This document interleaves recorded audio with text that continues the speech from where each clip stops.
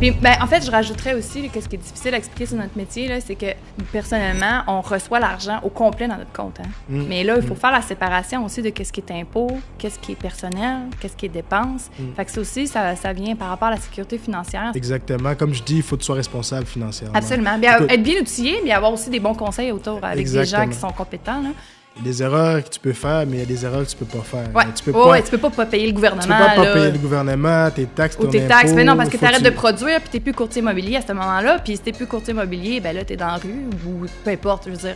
Justement, ça me fait penser, justement, quand j'explique ça à ma mère, elle voit les gros revenus qui rentrent, puis une fois que je lui dis, écoute, ça appartient au gouvernement, elle dit, mon Dieu, tu payes tout ça? J'ai dit, ben maman, toi, tu le payes aussi, c'est juste que tu le vois pas. C'est ça, c'est pris à la source. C'est ça, c'est pris à la source. Nous, sauf que nous, on le voit, puis on doit faire un beau chèque, puis on dit, voici ce qu'on vous doit. Donc, c'est ça qui est difficile aussi, c'est un défi. Être bien structuré puis être responsable financièrement, tout devrait bien aller en tant que tel.